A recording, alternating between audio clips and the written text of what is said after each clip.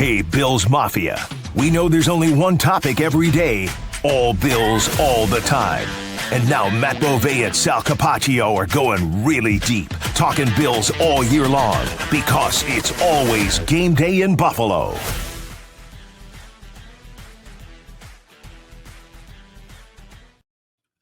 All right, what's going on, everybody? Matt Beauvais here. Another episode of It's Always Game Day in Buffalo. We've got some guests today, as my friend Sal Capaccio is over in Italy enjoying a nice trip.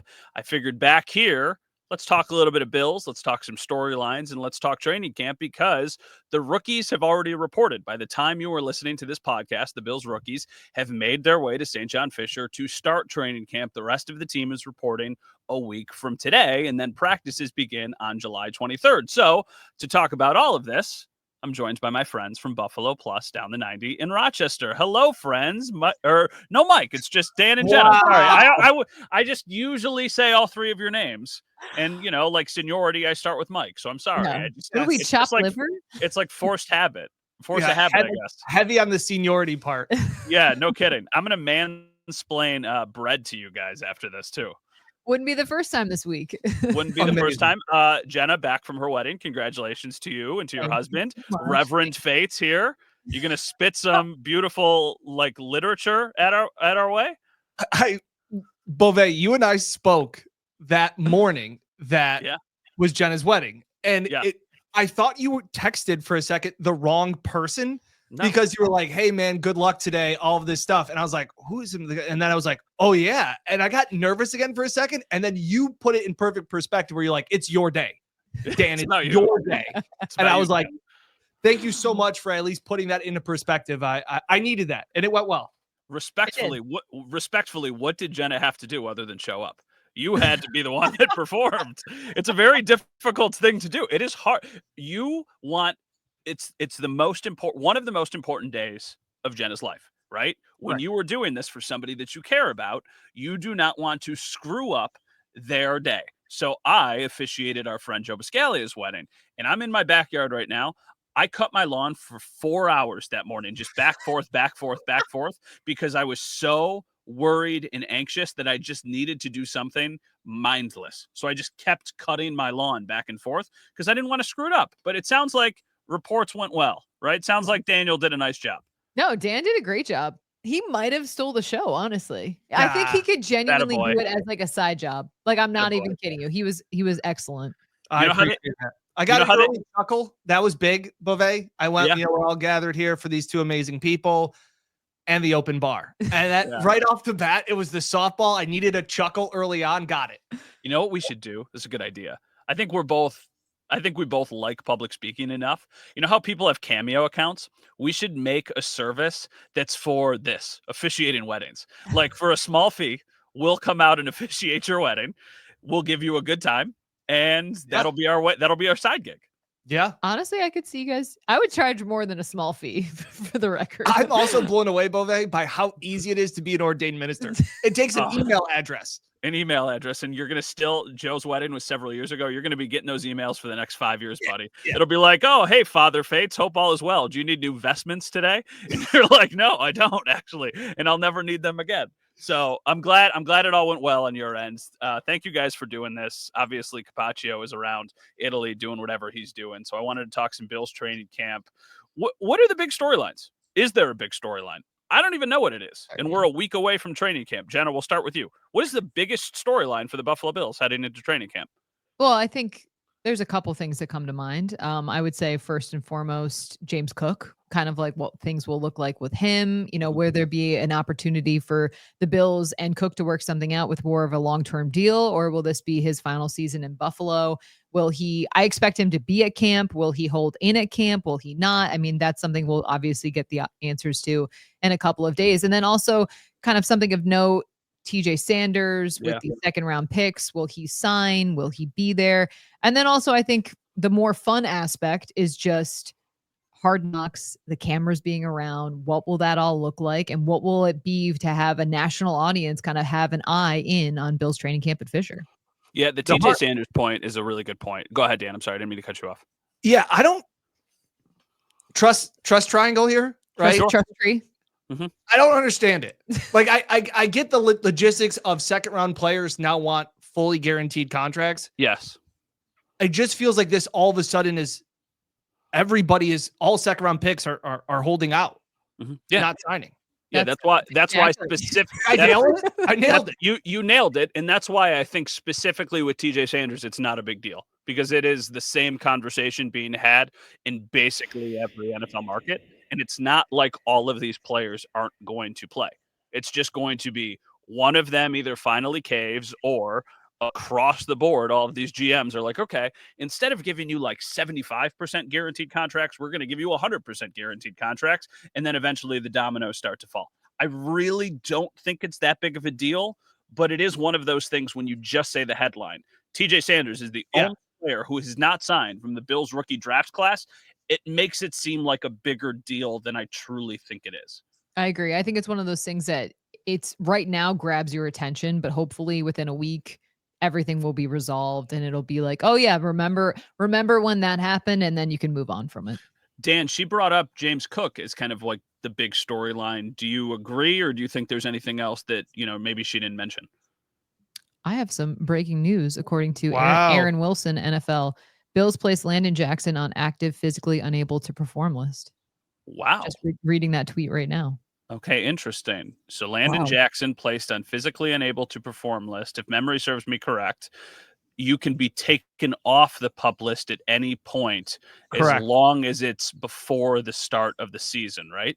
Correct. So they could just say, hey, he's not going to be ready to start training camp. But then you're talking about Landon Jackson, whatever this injury is. Then you're talking about Michael Hoyt suspended and Larry Ogunjobi suspended. So this is like another pretty notable development for the defensive line. Aaron Wilson just put that out. Yeah. Players on the list still count against the roster limit and can come off the list at any time once they pass a physical, but this opens the door for them to remain on the list once the season starts. And so it's pretty much a failed physical, right? Is that how we're taking it? The players came in today to get physicals. Exactly. So that's why if they reported, so something happened with Landon Jackson about failing the physical, but he was a full participant for all of the offseason stuff. Yeah. Right? Yeah. And he would have taken a physical the minute that he got to Buffalo. Well, he would have taken a physical, I'm sure, before he got drafted by the Bills. But that's interesting. So I wonder if it's some sort of non-football related injury. I mean, big deal, not big deal. I mean, we're reacting to this live. It kind of seems like a big deal. Well, go ahead. Yeah.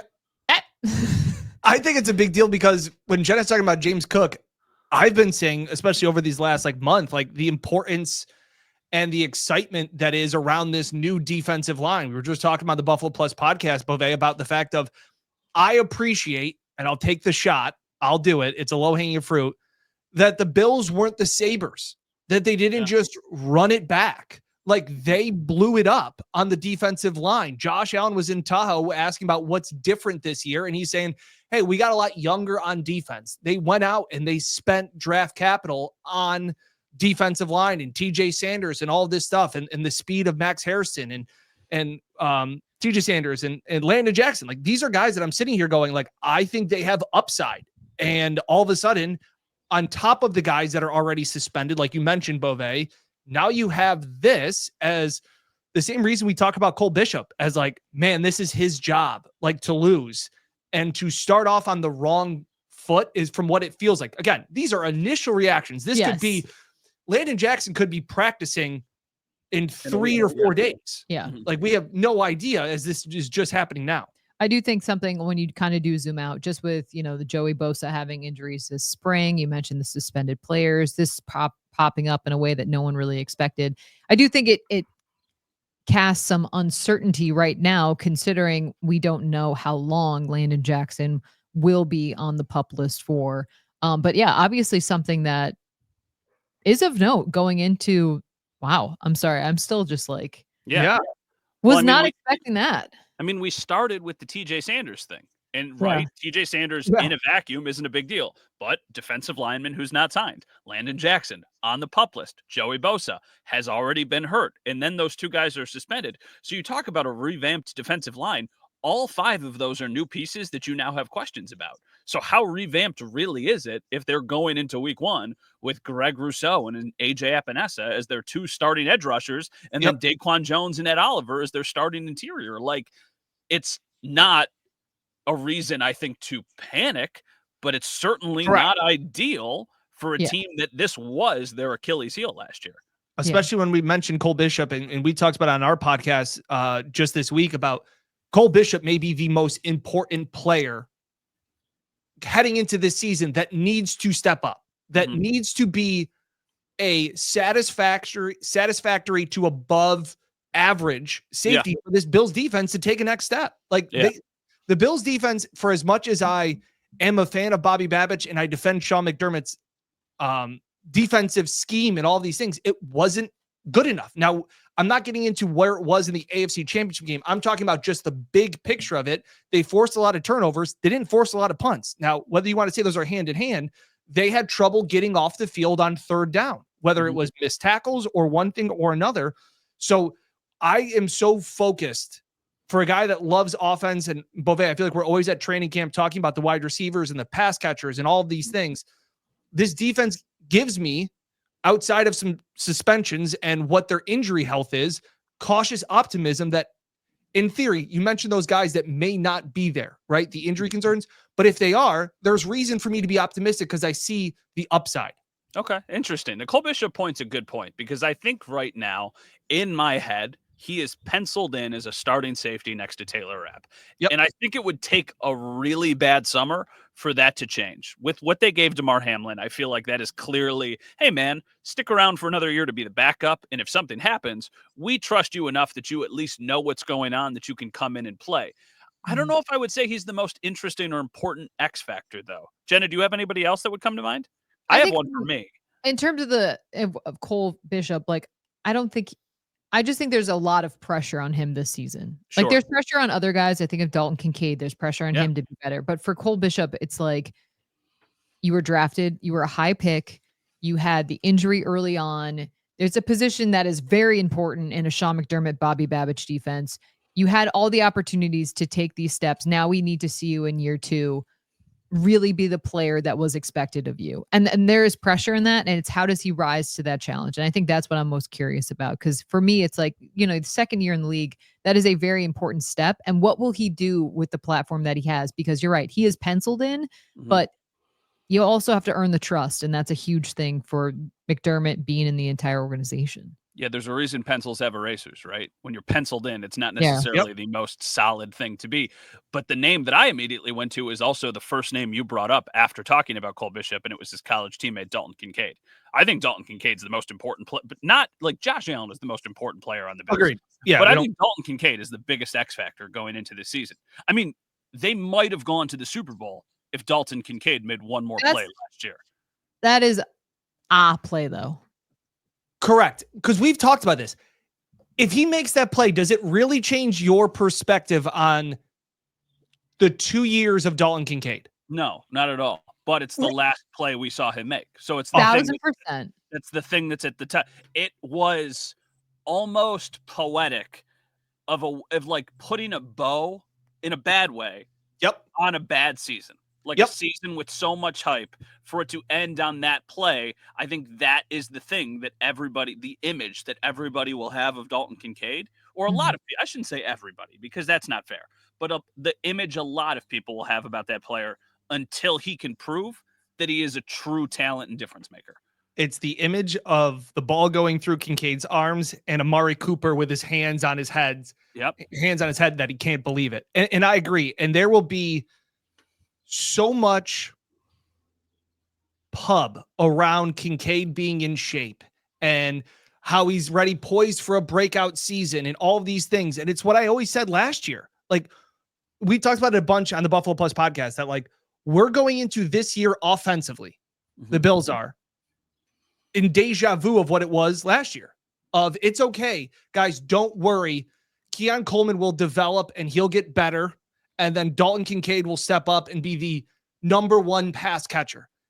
These conversations we're having a year ago today, and we are still having these conversations about, hey, people are like, this is the season that Dalton Kincaid really needs to step up.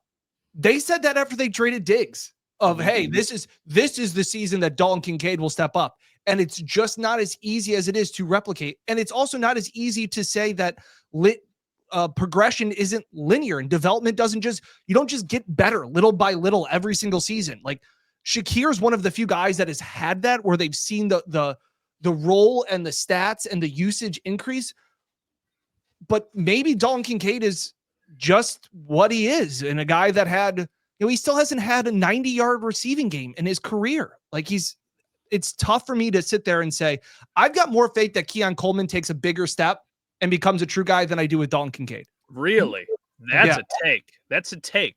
Wow. I'm surprised. Dan does not shy away from the takes. I appreciate that. I appreciate that, because I'm a little too in the middle. I'm, what?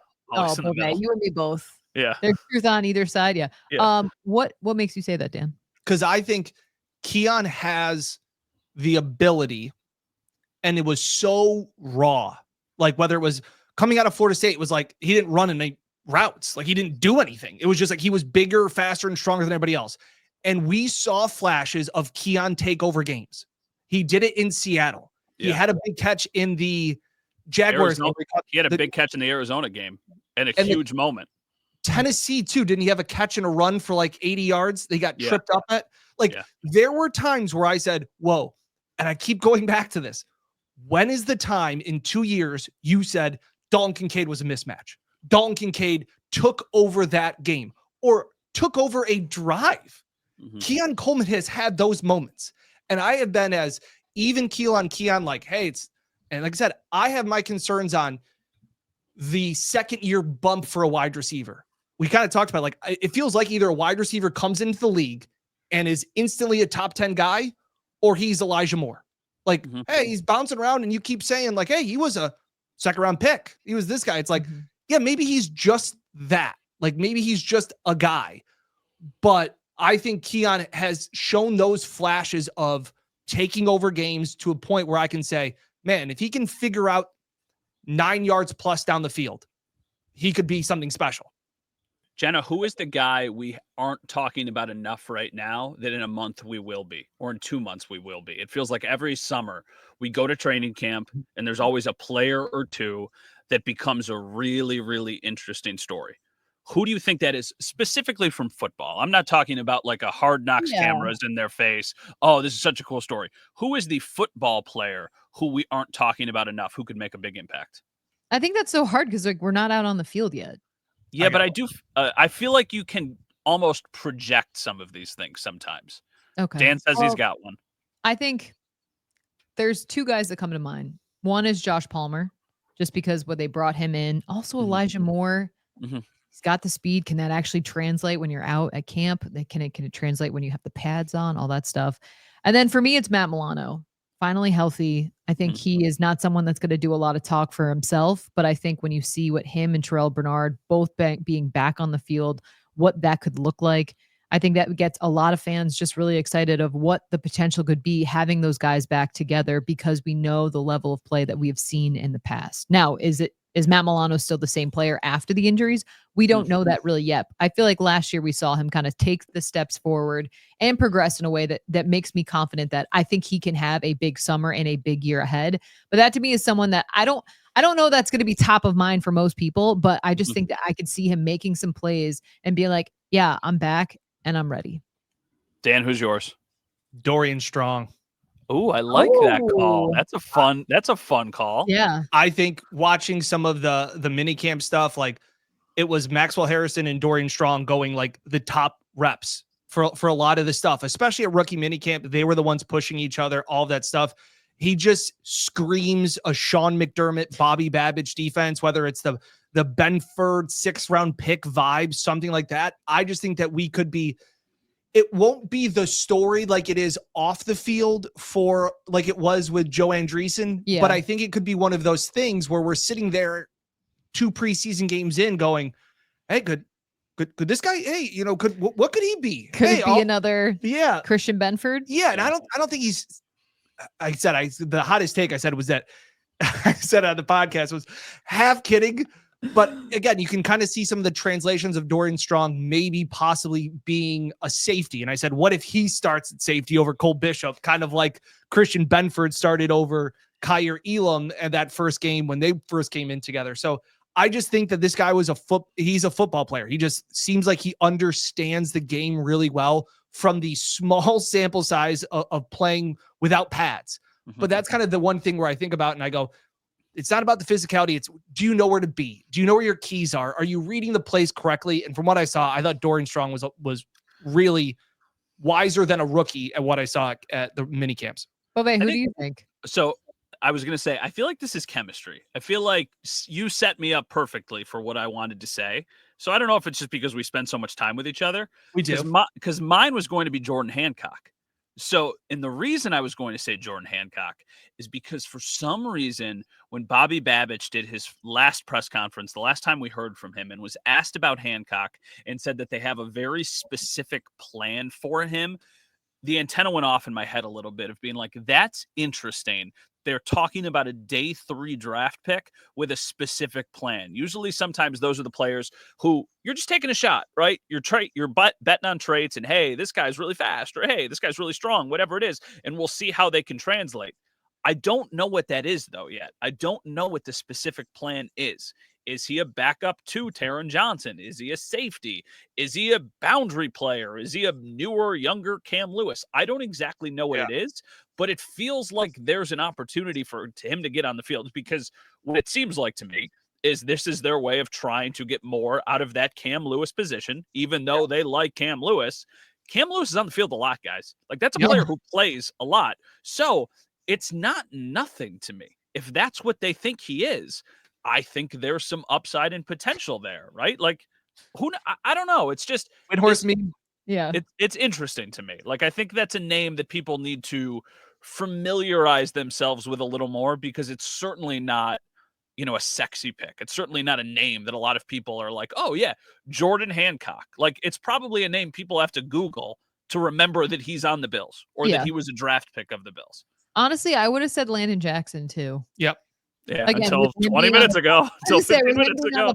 Like, we don't know the status of when he'll come back, but it's like he was someone that I just thought you saw the intangibles, obviously, where they drafted him. Like, they need so much production from that spot. I just felt like he was a guy that could kind of really add that pop that they've been looking for. So hopefully it's a short-term stay on the pup list for him. Bove, one thing from us is that we talked about maybe not the swing and misses from Bean. That's not a correct way of putting it. But I talked about how they kind of reworked the defense. It's pretty wild. The players they've moved on from on defense are still unemployed. That is fascinating to me. Between Rasul Douglas, Von Miller, Quentin Jefferson, like Jordan Phillips, some of these guys that you're like, oh, like maybe you can squeak them back on, and then you're like, but some team will pick them up. Austin Johnson. There's the only one was Smoot who re-signed with Jacksonville. Yeah, like it's crazy. The players that played a lot of snaps for the Bills on defense last year were moved on from and are still not on a roster. And I maybe that's also some of their perspective of, I'm not going to rush to a team. And at this point, I'll just wait out a little bit, see what happens at training camp. But it is interesting to me in that aspect of the players the Bills have moved on from. No other team has run at the opportunity to go get them. I have a take. Here's a take. All right. Not a Sean McDermott apologist, but I think from a personnel standpoint, the Bills defense has been pretty mid at best for years. Yep. And he just gets 100%. So much out. Now, he needs to at times get more out of them, right? Like, they have been the fatal flaw a lot of times. But besides the safeties and a couple of years of Tre'Davious White, Milano too, who have they ever really had on defense that you're like, whoa, that's a dude? You thought it with Von Miller for a second, right? Yeah. They had it for a minute. With Von Miller. Terrell Bernard has been a plus starter. Yes, Terrell Bernard is a very good linebacker. Like, and Benford's a top 10 corner. Yes, but it's a very cornerback. I don't want to say cornerback friendly, but they seem to get the most out of cornerbacks. Like, to Dan's point a minute ago, EJ Gaines and Levi Wallace and like all of these random names that they have had on spot duty. And I mean, even Dane Jackson. Dane Jackson leaves, gets a nice contract. It goes really bad. And now he's back here again and will probably be getting snaps again. Well, we were talking about this, the fact of the sum is better than the parts of Bills defense. Always. And it's like, and sometimes you just need parts to do more than 1/11th. Like Terrell Bernard made that play in the AFC divisional game. That is what we're talking about. That's a play where you always talk about whether it's like Kansas City, like how many times is there a big moment or a big third down and Chris Jones makes every a play? Time. Trent McDuffie makes a play. And we always sit there and I go, the Bills on defense, on all of these things, on the entire roster, Bean has done a phenomenal job at building 11 through 53.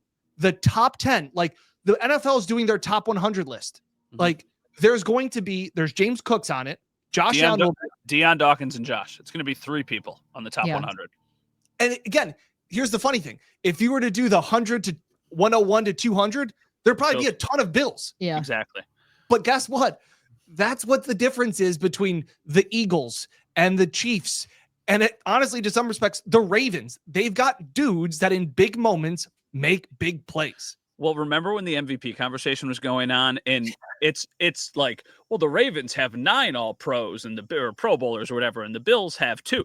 That's not a good thing, right? Yeah. Like you want really good players. Like you can use it as a way to justify why you think Josh Allen is the MVP, but you want to have a talented roster. Like you want those guys. Like usually the more good players you have, the better your team is. So I don't know. Like I think.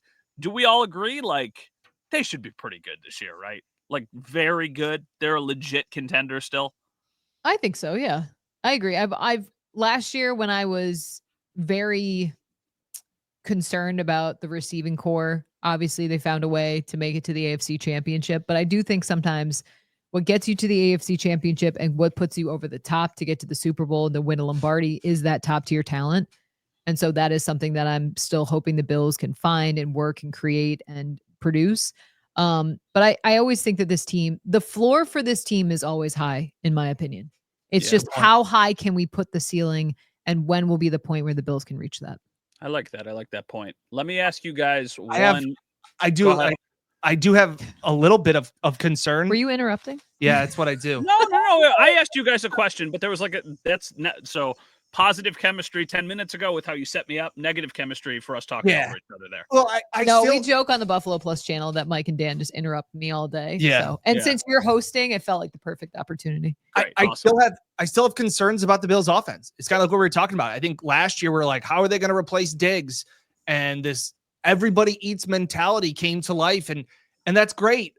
But like you're talking about, Buffet, wouldn't you rather have a Pro Bowl wide receiver and some more Pro Bowlers around him? So I do have a concern to just roll the football back out there and be like, Josh Allen and the Bills offense will turn the ball over 7 times and they'll be the most efficient they've ever been. And they'll continue to score 30 points a game with not a number 1 wide receiver, not a top 15 tight end, a really good offensive line, and a running back on a 1-year deal. Like those are concerns for me that everything went right that could go right last year offensively. Josh was unbelievable at protecting the football and all of these things. And to just sit there like, I will bet my student loan debt, they will turn the ball over more than 7 times this year. Like that's just unrealistic to think that will automatically happen again. And I don't know how much they probably like Josh Palmer more than most. Like they paid him handsomely for it. Yeah. But what is Curtis Samuel going to be? We saw flashes at the end. I really do think that he was more injured than we were led on to, the way that he kept popping up on the injury report. I would buy Curtis Samuel stock. I'm not as high on the Elijah Moore workout video where he's running around cones. Like cool. Like I think everybody would look like that right now. I just am wondering where is the more help for Josh. I feel like they've overhauled the defense in a good way to try something different. They're kind of going, Josh, go be an MVP again and make stuff happen. Let me ask you this. One last football question. I'm sorry, but it's an interesting thought exercise. If I told you right now they go 12-5. Would you sign up for that? Because 12-5 is certainly winning the division, but it's also certainly not the 1 seed. And that has been the thing that we keep talking about. It's like, oh, you're not the 1 seed. It doesn't go through Buffalo.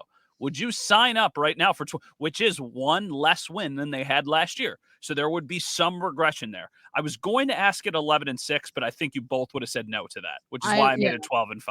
12-5 is tough. I'd take it. If I were a Bills fan and you gave me that option right now, I would take 12-5. I'd take 12-5 and run.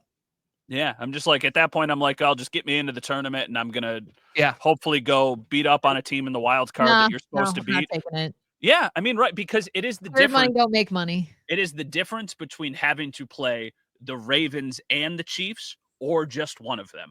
Every year, the Chiefs get to the Super Bowl by, not every year, but most years, by beating one of the real legit contenders. They always get got to play the Browns in the divisional round, or got to play the Texans in the divisional round, or whoever it is. Like the Bills and the Ravens, for that matter, have had to go through these gauntlets. Like I think I do it though. But I like you going for it, right? Scared money don't make money. I appreciate that.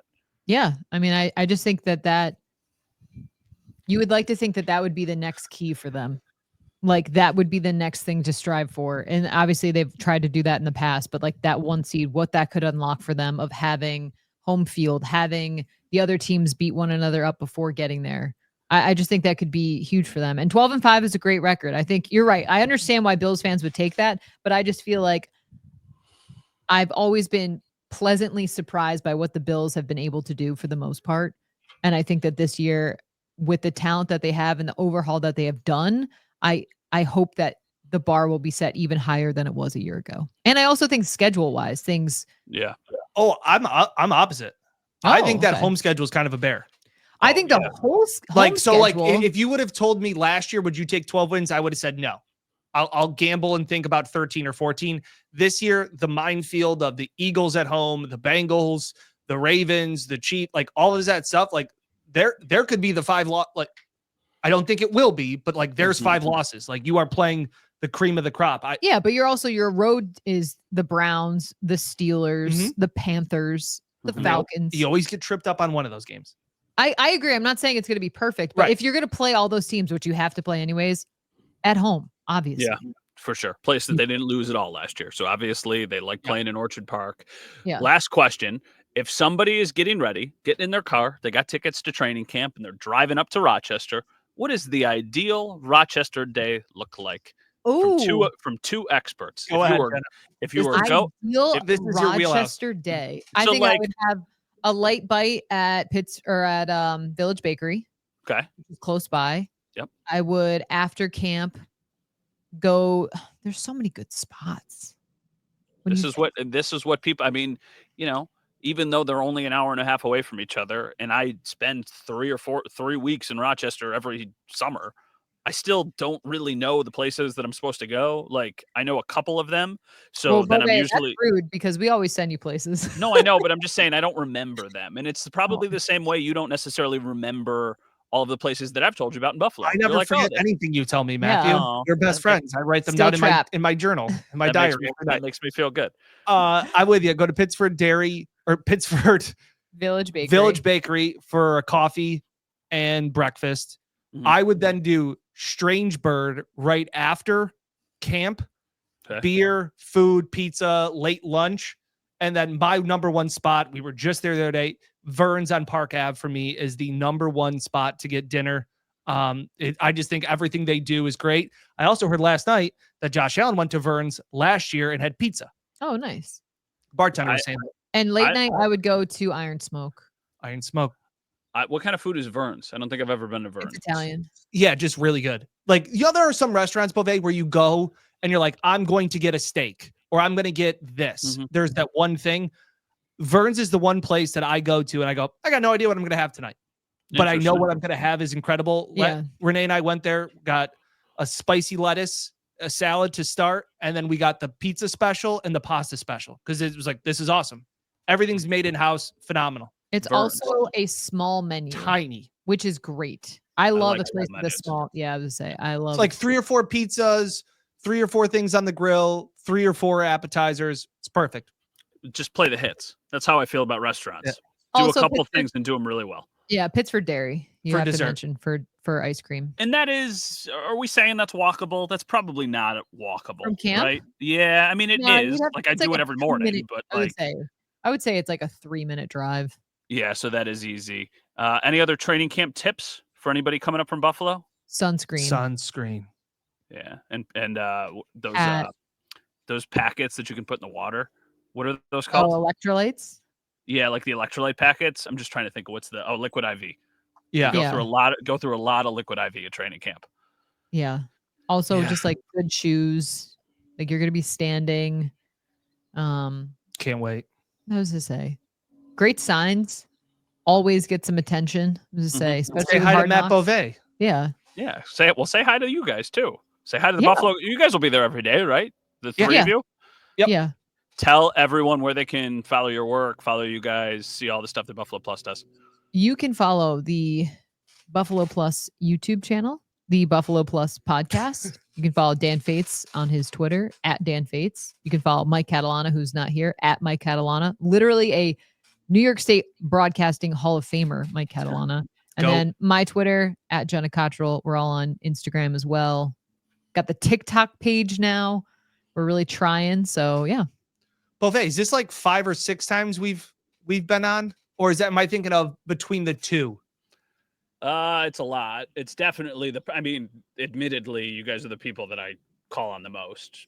We text also just about life. Like we're actually definitely like friends, and then it just so happens that we work in the same profession, covering the same team. Yeah, and I think I like the familiarity of just kind of being in the ABC umbrella with the Buffalo and Rochester connection. I find comfort in that. Like, even though this doesn't have anything to do with like, I guess my day-to-day job, I like keeping it in that umbrella. Not that I couldn't have somebody else on.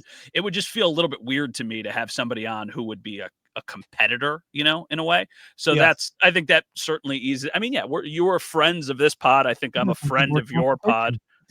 What'd you say? He doesn't think we're competition. Wow. I don't think we're competition. Do you think we're competition? No. I would say that while we technically are competing stations, we're technically we are by the definition competition. Yeah. Absolutely. Because everything's a competition. I mean, technically Dan and I are competing. Also, one quick note. Wait, you laughed a little. No, I'm kidding. Yeah. So the garbage plate obviously is a very popular dish in Rochester, but there's also chicken French that I think people should check out if you don't like chicken French. I don't even know what that is. Oh my God. Chicken French is amazing. Chicken French a Rochester thing? Yeah. No, I don't think so. No, I've only ever had it here. What is chicken French? So it's got like Marsala wine. No. Is that chicken Marsala? No, chicken French is not a Rochester thing. That is served at every banquet hall, probably in Western New York, and every funeral. Really? Luncheon. Oh, okay. I've only ever had it here, so that's why I said that. Maybe it is a Rochester thing that has just made its way to Buffalo, but it's like a staple here. That's why. Are they good? Is it good? Oh, it's delicious. Yeah. It's delicious. It's like a cutlet that you bread and like lightly egg battered, and then you have like a lemon sherry sauce or something like that. Chicken French makes me think of somebody just died, and that you're at the funeral luncheon. Admittedly, it's like one of those things that I'm like, yeah, you get a cup of ziti, then comes the chicken French, family style, and then you get like a scoop of ice cream. Though you also get it's an iceberg lettuce salad that is just like chunks of iceberg. You guys are lettuce. hating. It's just the head of romaine lettuce on a plate. On the table. Right? It's like when you order a salad from a pizzeria and they just throw it all into the box and it's all soggy and disgusting. All right, I'm gonna let you guys go. I told you it was gonna be 25 minutes. It's been a long time. Bye, friends. Thank you for doing this. Bye. See you guys. See ya. Bye. All right. Dan Fetes, Jenna Cottrell, 2 friends of the pod competition, of course. So we thank them for joining us in doing this little training camp preview. But, I call them in because my podcast co-host, Sal Capaccio, is overseas. Mike, do we have the video of Sal that we are able to play as he checks in from Italy? We'll play that right now. All right, what's up, Matt? Everybody back home in Buffalo. Sal Capaccio here in Italy. Matt, I'm in your favorite city in the world. I'm really sorry, but we're in Florence. I know you say you might want to retire here someday or maybe own a place, but you know what? Right now, we'll keep it safe for you because I'm here with amazing Western New Yorkers, Buffalonians, and especially Bills fans. Now, if you remember about 6 months ago or so on WGR, we did this thing called Go to Italy with Sal Capaccio. I did promos for it and all that. Well, guess what? We're here in Italy. We're having an amazing time. We've been to Rome. We've been to Assisi, Perugia. We are now in Florence. We're headed to Venice. We're going to go to Lake Como. It's an amazing time. It's a Victory Monday as I come at you today. We're actually going to be cooking tomorrow. I don't cook very well, so I can't wait to learn here. But in the meantime, let me just wheel you around here and show you some of the amazing Buffalo Bills fans. Say hello. Yes, there we go. All right. Amazing Bills fans. Well, there you go. Can I get a hey, hey, hey? Let's go, Buffalo. Let's go, Buffalo. There we go. It's pretty amazing. Tell everybody, where's your name? Where are you from? Rob from Longwood. My wife, Felicia.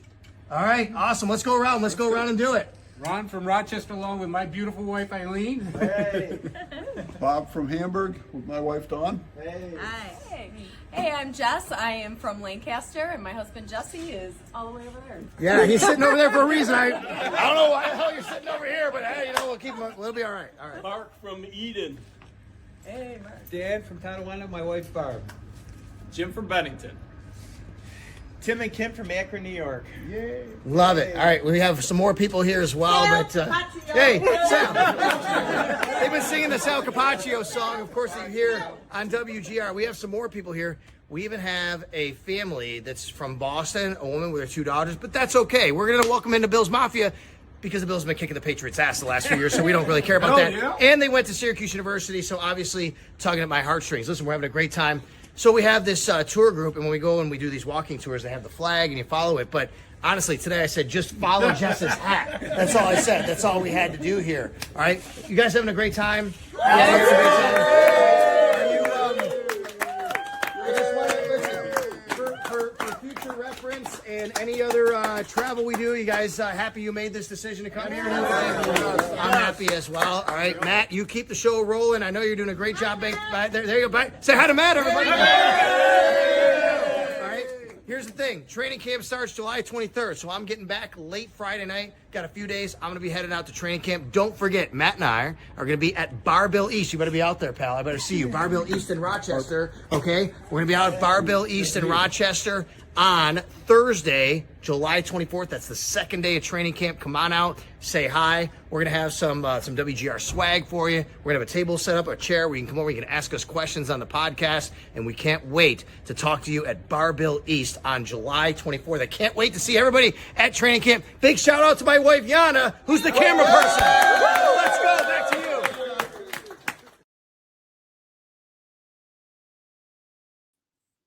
All right. Well, thank you to Sal for the video from overseas. Thank you to all of those kind people for saying hi to me. Also, shout out to Sal for remembering the information for the Barbell event coming up, because it sounded like Sal had a couple adult beverages, maybe a little bit of red wine over in Italy. So that's not the easiest thing to do, especially when you get a couple wines in you. So thanks for the video, Sal. Thanks for checking in. I also want to give a special shout out to David Walsh. If you remember, a couple weeks ago, we were asking people to fill out the survey information for the podcast. David is the winner, so he gets 2 tickets to a Buffalo Bills training camp practice. So congratulations to David. Sounds like the Odyssey WGR team will be in contact with you to get you that information. So shout out to him. Shout out to all of you for watching this episode, listening to this episode. We will be joined by Faraz Siddiqui from Upper Hand Fantasy later in the week to talk about the Bills and fantasy implications and players to watch on that roster. So that's coming up in a couple days, but we're just a week away from Buffalo Bills training camp. Thanks for joining us. We'll talk to you guys soon.